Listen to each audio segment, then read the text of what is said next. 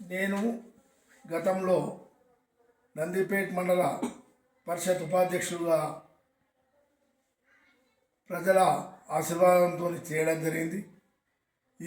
నాకు సర్పంచ్ చేయాలనేటువంటి కుతూహలం నా చిన్ననాటి వయసు నుండి నాకు ఉన్నది. నేను కూడా అందుకే నన్ను సర్పంచ్గా ప్రజలందరూ బ్యాట్ గుర్తుకు ఓటు వేసి ఎలాంటి పదార్థాలకు కానీ ధనకు కానీ కక్కుర్తి పడకుండా, నేను మీలాంటి బీదవాడిని, మీలాంటి పూర్తిగా చిన్నకారు సన్నకారు రైతును కాబట్టి నన్ను మీరందరూ కూడా ఒక్కసారి బ్యాట్ గుర్తుకు ఓటు వేసి ఆశీర్వదిస్తారని ప్రార్థిస్తున్నా. నేను మీ ఆశీర్వాదంతో సర్పంచ్గా ఎన్నికైతే ఖచ్చితంగా ఈ మారంపల్లి గ్రామాన్ని అన్ని రకాల తూచా తప్పకుండా సర్వాంగ సుందరంగా తీర్చిదిద్దుతా అని చెప్పి మనం వేస్తున్నాం. ముఖ్యంగా గ్రామానికి కావలసినవి బడి, గుడి. మొదటిది బడి. ఆ బడి గతంలో చాలా బాగుండేది, కానీ ఇప్పుడు పూర్తిగా చాలా విచ్ఛిన్నకర పరిస్థితిలో ఉన్నది. అయితే ఈ సంవత్సరం స్ట్రెంత్ను పోగు చేసి ఖచ్చితంగా ఆ పాఠశాలకు చదువుకునే వచ్చేటువంటి వాళ్ళందరికీ 2026-27 సంవత్సరం విద్యా సంవత్సరం గాను 1వ తరగతి నుండి 5వ తరగతి వరకు చదివేటువంటి విద్యార్థులందరికీ, మారంపల్లిలో చదివే విద్యార్థులందరికీ సొంతగా స్కూల్ డ్రెస్సు కుట్టిస్తా అని చెప్పి చెప్తున్నాను. అంతేకాదు రైతులు పండించిన పంట మధ్య దళారీల వశం కాకుండా ఇక్కడ ఒక గిడ్డంగిని ఏర్పాటు చేసి అన్ని విధాల సౌకర్యము ఏర్పాటు చేస్తా అని చెప్పి చెప్తూ, ఇంకో విషయం, ఈరోజు ప్రజలకు చాలామంది మారంపల్లి గ్రామంలో కోరుకుంటున్నది గుడి, అమ్మవారి గుడి.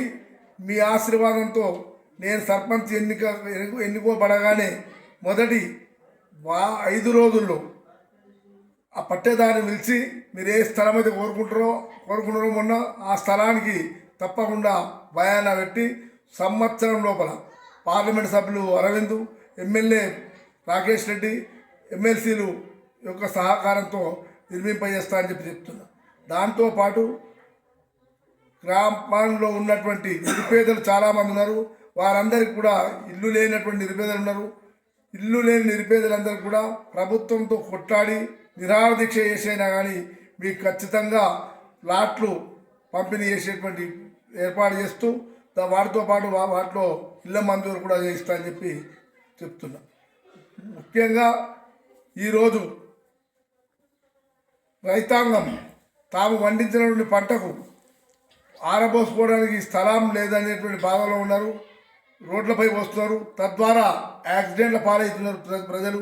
కాబట్టి ఆ యాక్సిడెంట్ల నివారణతో పాటు రైతులకు ఒక మేలు చేసినటువంటి ఉద్దేశంతో కేంద్ర ప్రభుత్వంతో మా పార్లమెంట్ సభ్యుల ద్వారా మాట్లాడిపించి ఖచ్చితంగా దాదాపు ఒక సంవత్సరం లోపల 50 నుండి 100 వరకు ఆరబోసుకునే కళ్ళాలు కూడా నిర్మింపజేస్తా అని చెప్పి తెలియజేస్తున్నా. అంతేకాదు, ఎవరెప్పుడు ఏ పని కోరినా అర్ధరాత్రి అయినా నేను సిద్ధంగా ఉన్నా చేయడానికి. నాతో కానటువంటి పనిని ప్రభుత్వం ద్వారా చేయిస్తా. ఇంకొక విషయం, ఆసుపత్రులకు వెళ్ళాలన్నా ఎక్కడ వెళ్ళాలన్నా వారికి తప్పకుండా నేను నా యొక్క వెహికల్లో మాత్రం తీసుకుపోవడానికి సిద్ధంగా ఉన్నా. కాబట్టి దయచేసి ఇవన్నిటితో పాటు యూత్కు చాలామంది చదువుకున్నటువంటి నిరుద్యోగ యువకులు ఉన్నారు ఇక్కడ.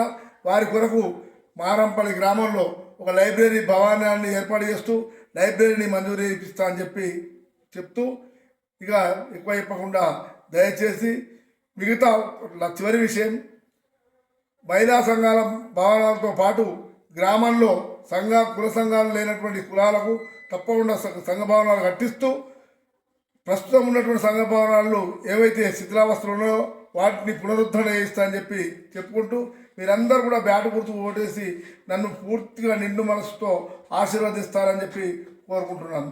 బోలో భారత్ మాతాకి జై. Thanks for watching. Like, share and subscribe.